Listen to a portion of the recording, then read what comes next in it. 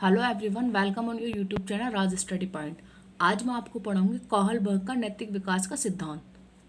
Moral development, theory of moral development किसकी है? ये कॉहलबर्ग की। ठीक है, इन्होंने दिया है नैतिक विकास का सिद्धांत। यदि आप कोई भी टीचिंग एग्जाम की प्रिपरेशन कर रहे हैं, चाहे वो सीटेट हो, UPTET, KVS, D triple S B, कोई भी टीचिंग एग्जाम आप देना चाहते हैं, तो हर टीचिंग एग्जाम के पॉइंट ऑफ व्यू से ये वीडियो बहुत ही हेल्पफुल रहेगी। कॉहलबर्ग से क्वेश्चंस पूछे जाते हैं।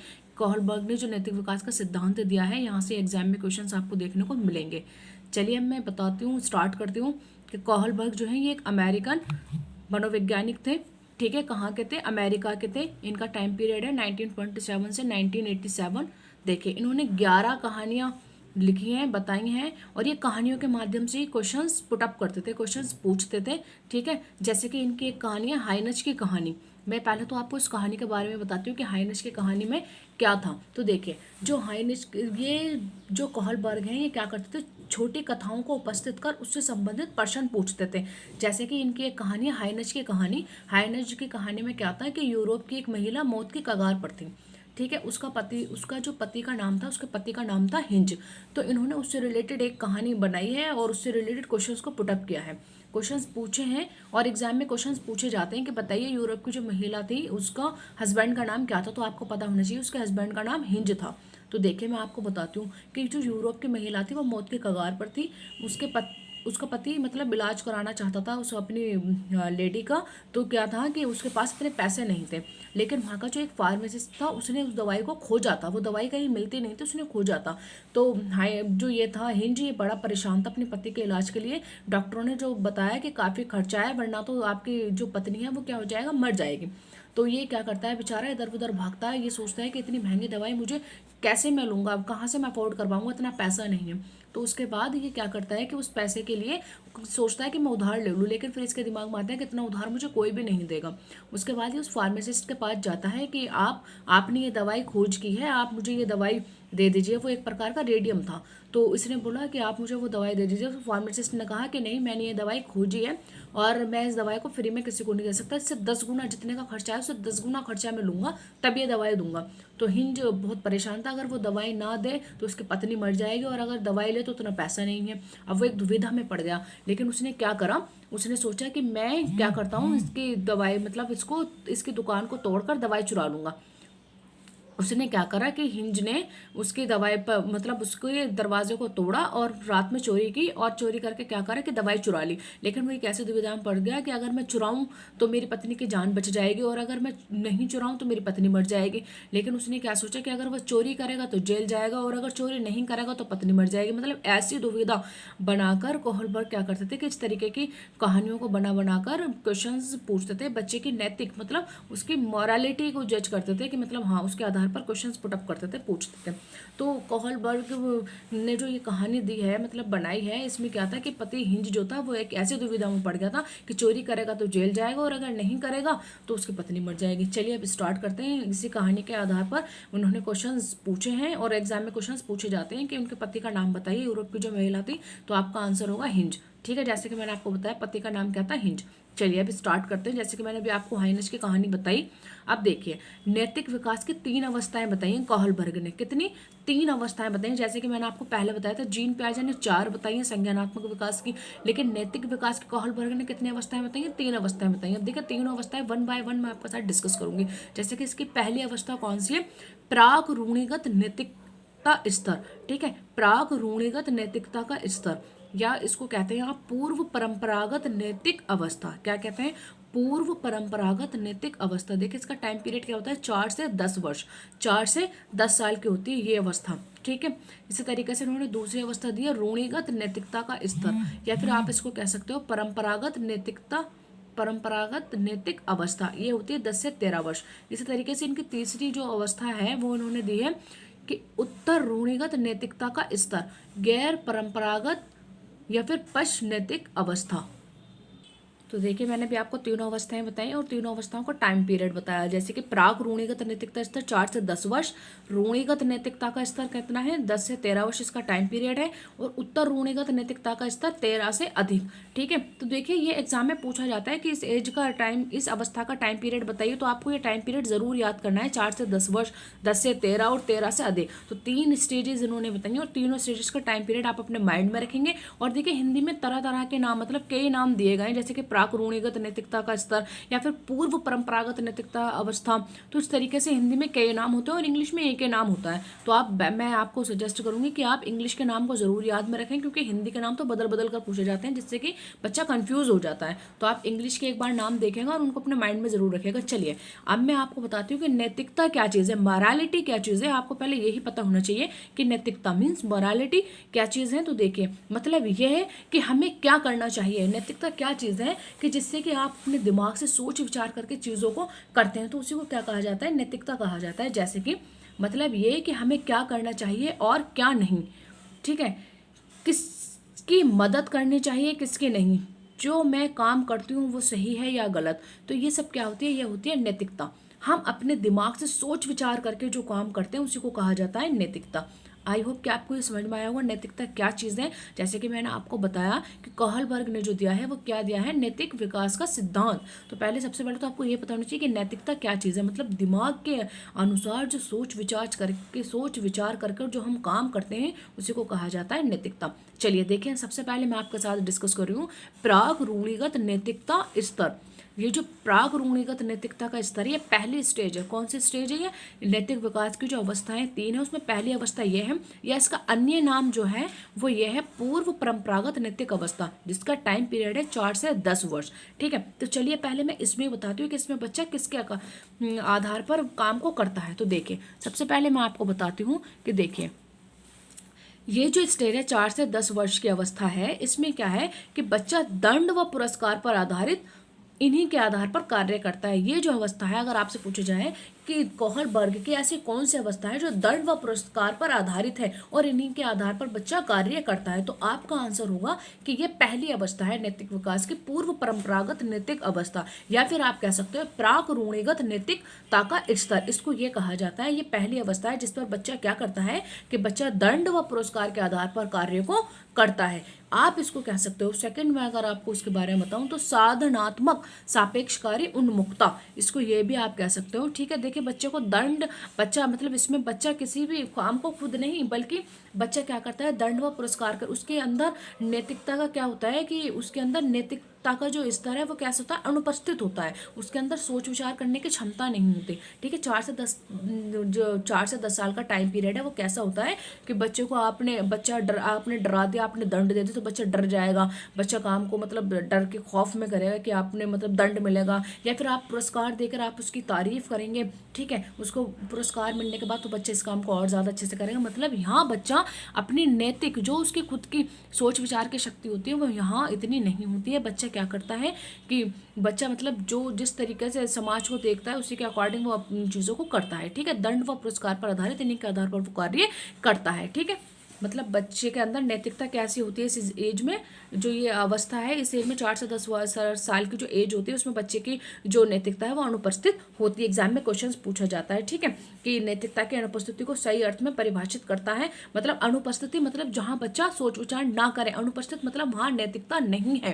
तो आपका आंसर होगा पूर्व परंपरागत नैतिक अवस्था, या आप कह सकते हैं प्राग रूढ़िगत नैतिकता का स्तर। तो पहली अवस्था ऐसी होती है इसमें जिसमें बच्चे के अंदर क्या होता है कि नैतिकता अनुपस्थित होती है। जैसे कि मैंने आपको बताया भी है कि बच्चा दंड व पुरस्कार पर आधारित, इन्हीं के आधार पर वो कार्य करता है। चलिए अब मैं चलती हूँ सेकंड स्टेज की तरफ। आई होप कि आपको इतना क्लियर समझ में आया होगा। बहुत ही सिंपल भाषा में मैंने समझाने की कोशिश की है कि दंड व पुरस्कार पर आधारित और इन्हीं के आधार पर बच्चा कार्य करता है।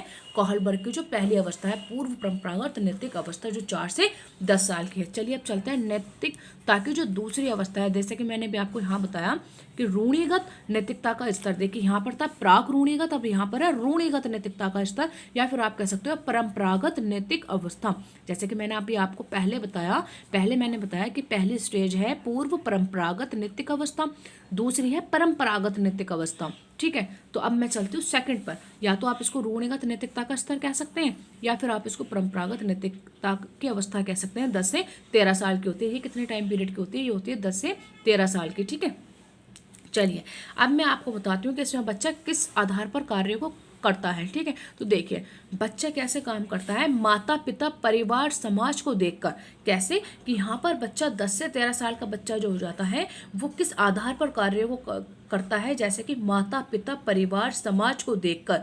ठीक है, लॉ ऑर्डर इस अवस्था में बच्चे दूसरे लोगों के मानकों को अपने अंदर आंतरिकृत कर लेता है।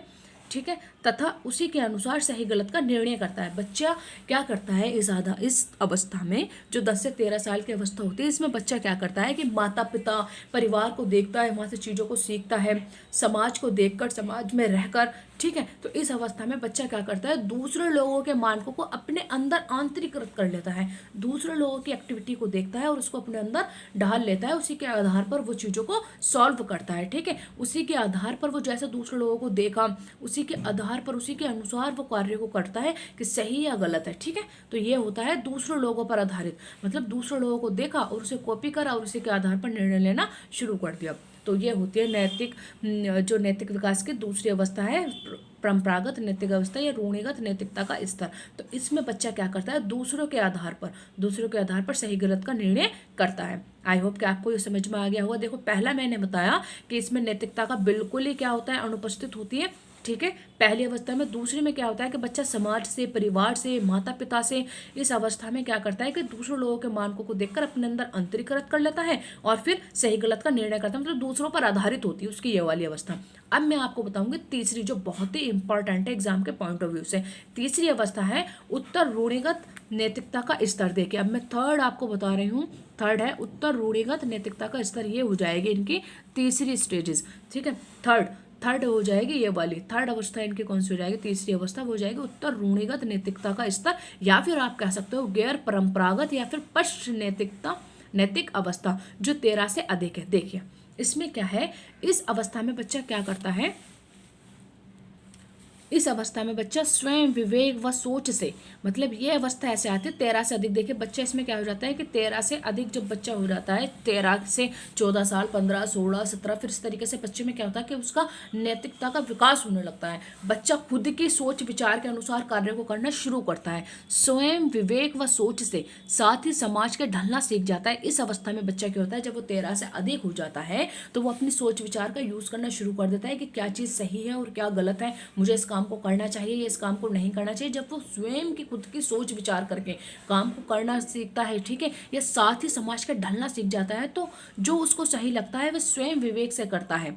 मतलब बच्चे को ये समझ में आ जाता है इस एज में आने के बाद कि क्या काम सही है और क्या गलत है, मुझे क्या करना चाहिए और क्या नहीं करना चाहिए। जब वह खुद की सोच का इस्तेमाल करना शुरू कर देता है और साथ ही समाज का ढलना सीख जाता है, उसी को कहा है कोहलबर्ग ने गैर परंपरागत या पश्चिनैतिक अवस्था। मतलब ये जो अवस्था है बहुत इंपॉर्टेंट है पेपर के पॉइंट ऑफ व्यू से। इसमें बच्चा क्या करता है, खुद ही चीज़ों को करना सीख जाता है, अपनी सोच विचार का इस्तेमाल करना सीख जाता है। देखिए इसको कोहलबर्ग ने नैतिकता का स्तर सबसे ऊंचा होता है, समाज के अनुसार चलता है। ये जो नैतिकता का स्तर है इसमें क्या होता है कि सबसे ऊंचा हो जाता है यहाँ तीसरी अवस्था में। कैसे कि तीसरी अवस्था में बच्चा दूसरों को देखकर नहीं, बच्चा दूसरों को कॉपी नहीं करता, बल्कि बच्चा क्या करता है कि बच्चा खुद की सोच विचार शुरू कर देता है, प्रारंभ कर देता है और समाज के अनुसार चलता है कि समाज में किस काम को कैसे करना चाहिए, समाज में लोगों का रहन सहन, रीति रिवाज, लोग किस तरीके से कार्य को करते हैं, वो इसमें खुद देखता है कि क्या सही है क्या गलत है, खुद सोच विचार करके काम को करना शुरू कर देता है। इसी को कहा है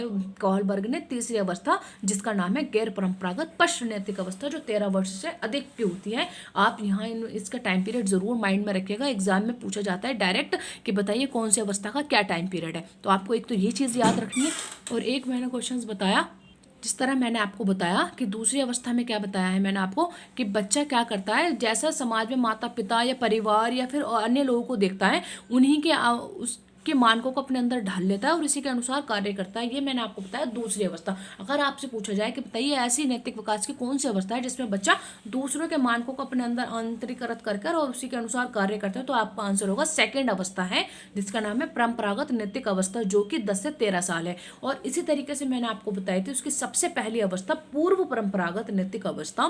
तो देखिए उसमें क्या था कि बच्चे के अंदर नैतिकता अनुपस्थित होती है, होती ही नहीं है। बच्चा दंड व पुरस्कार के आधार पर काम को कर रहा है, उसे सोच विचार करने की उसकी क्षमता ही नहीं है, क्योंकि इसका टाइम पीरियड है 4 से 10 वर्ष। ठीक है, तो नैतिकता की अगर पूछा जाए कि अनुपस्थिति कौन सी अवस्था में है, तो आपका आंसर होगा पहली अवस्था जिसका नाम है पूर्व परंपरागत नैतिक अवस्था। इसी तरीके से देखिए पूर्व परंपरागत के बाद सेकंड आएगी परंपरागत नैतिक अवस्था। इसी तरीके से आप याद रखिएगा, देखिए पूर्व परंपरागत नैतिक अवस्था, पूर्व हटा दीजिए, सेकंड में आ जाएगा परंपरागत नैतिक अवस्था, थर्ड में आप गैर लगा दीजिए, गैर परंपरागत नैतिक अवस्था। तो तीनों ही अवस्था बड़ी आसानी से आपको याद हो जाएंगे। और टाइम पीरियड याद रखिएगा 4 से 10, 10 से 13, 13 से अधिक। हो गया ना याद? बस इस तरीके से आपको याद रखना है। ये मैंने जितना भी कोशिश की आपको समझाने की कि आपको अच्छे से चीज़ें समझ में आए। इसी तरीके से देखिए कि एग्जाम में क्वेश्चन किस तरीके से पूछे जाते हैं। चलिए मैं आपके साथ कुछ क्वेश्चन डिस्कस करती हूँ कि कॉहलबर्ग ने कौन सा सिद्धांत दिया, तो आपका आंसर होगा कॉहलबर्ग ने नैतिक विकास का सिद्धांत दिया।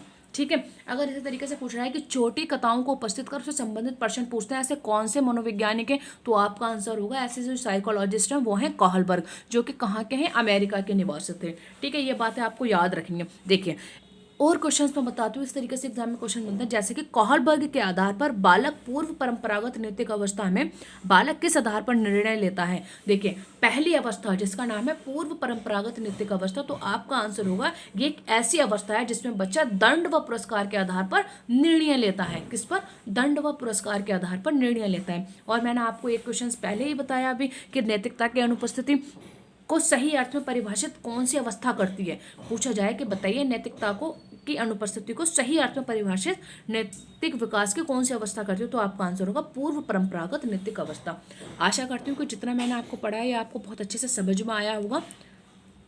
बहुत ही सरल भाषा में मैंने समझाने की कोशिश की और एग्जाम के पॉइंट ऑफ व्यू से बहुत ही इंपॉर्टेंट ये टॉपिक है, ये सिद्धांत है। इसको आप अच्छे से पढ़ें, कोई भी एग्जाम देना चाहते हैं। बहुत ही सरल भाषा में मैंने आपको तीनों अवस्थाएं समझाई हैं, एक बार नहीं कई कई बार मैंने इन अवस्थाओं का नाम लिया है, टाइम पीरियड एक्सप्लेन किया है, बहुत ही सरल भाषा में आपको बताया है जिससे कि आपको समझ में आ जाएगा। चलिए अगर आपको ये वीडियो पसंद आई हो तो आप लाइक करें, अपने दोस्तों के साथ शेयर ज़रूर करें।